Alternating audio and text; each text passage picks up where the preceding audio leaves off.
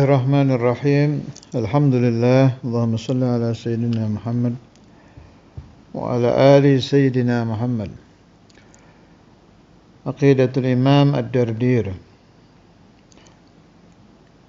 Qala radhiyallahu anhu wa nafa'ani wa iyyakum bi asrarihi wa ulumihi fid dharain. Amin. Sami'un likulli mawjud wa mubsirun. Masuk di sifat sama basar. Sama Allah Maha mendengar, basar Allah Maha melihat. Kalau kita yang kita dengar itu hanya suara saja, faqat, pakai saja. Itu hukum adat. Kalau Allah Subhanahu wa taala yaqul Sayyidina Sanusi was-sam'u wal basarul muta'alliqani bi jami'il mawjudat, baik mawjud qadim atau mawjud hadis. Jadi Allah itu tidak hanya suara yang didengar, zat-zat juga didengar, baik qadim atau hadis. Dan maha mendengarnya Allah itu abadan. Selagi di alam ini perkaranya masih mawjud, ya didengar. Nah, kalau sudah adam, sudah tidak ada, ya tidak didengar. Jadi sama basornya Allah itu maha mendengar dan maha melihat, sesuatunya harus wujud. Beda dengan ilmu. Kalau ilmunya Allah mengetahui, tidak disyaratkan maujud. Tidak disyaratkan yang diketahui Allah itu sesuatunya ada, enggak. Mau barang mustahilat, apa saja sudah kalau ilmu sih.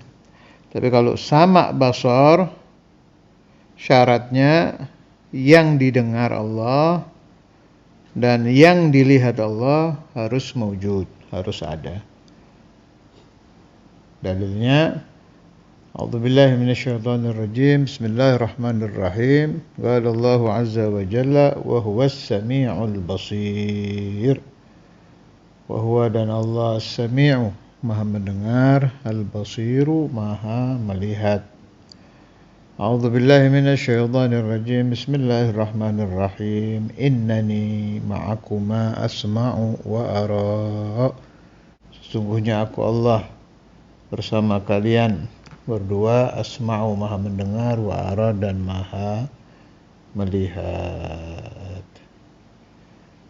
Saya ingat dulu nasihat ba'du masyayikhina, au ma huwa ma'nah, kalau kita sedang memberikan pendapat, kata beliau, di ta'lim atau di ceramah atau nasihati orang, itu harus sering dihadirkan bahwa Allahu azza wa jalla yasma'una wa yubsiruna. Allah sedang melihat kita, sedang mendengar kita. Dan maha mendengar dan maha melihatnya Allah Ta'ala itu abadan, selamanya, qidam dan baqa. Tidak didahului tidak ada, dan tidak diakhiri tidak ada. Kalau kita mendengar suara kan, umpama kita mendengar suara tepuk tangan ini. Nah, sebelum ada suara tepuk tangan, kita kan belum mendengar tuh. Setelah suara tepuk tangan, kita nggak mendengar lagi. Jadi kalau Allah Ta'ala itu sama basornya abadan. Kapanpun ada mewujud, ya didengar. Kecuali tadi saya katakan, Kalau sesuatunya in adama, adam, tidak ada ya otomatis apanya yang didengar, apanya yang dilihat ya tidak ada.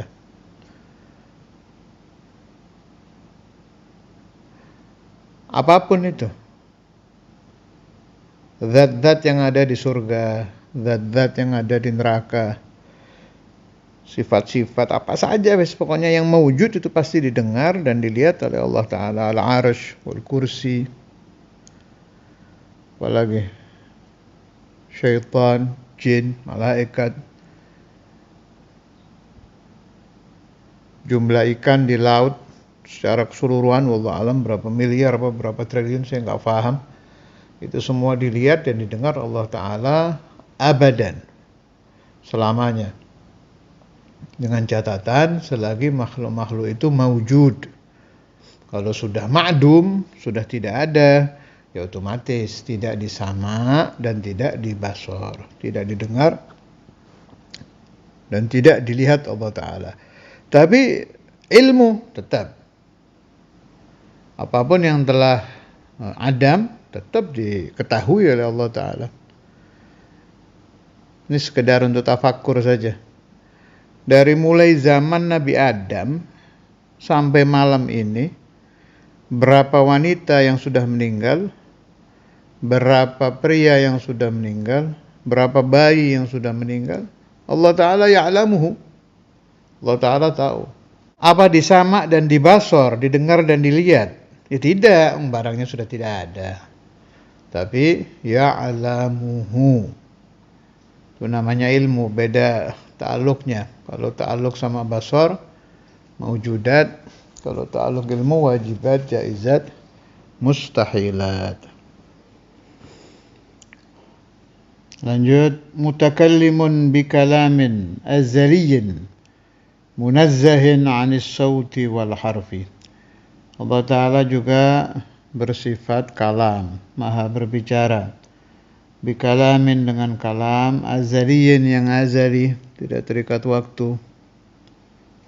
Munazzahin disucikan, anis sauti wal harfi, daripada huruf suara. Yang lagi rame bilang kalau Al-Quran kalamu Rasulullah, itu hukumnya sudah murtad. Hati-hati, bahaya itu. Jangan sampai terlintas bahwa Al-Quran adalah kalamu Rasulullah.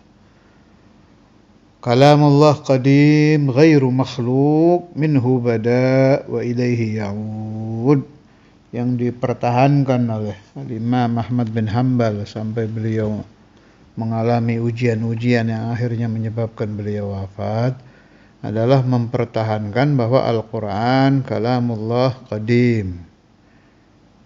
Kalamuhu kawasfihil qadimi lam yuhdithil masmu'a lil kalimi yuktabu fil lawhi wa bil lisani yuqra kama yukhfadu bil adhani. Di Zubat aja dibaca itu. Tidak terikat huruf, tidak terikat suara, enggak ada mubtada khobarnya. Kalamullah yang azali. Kalamullah yang qadim itu tidak terikat huruf, tidak terikat suara. Dari mana munculnya alfadzul Quran?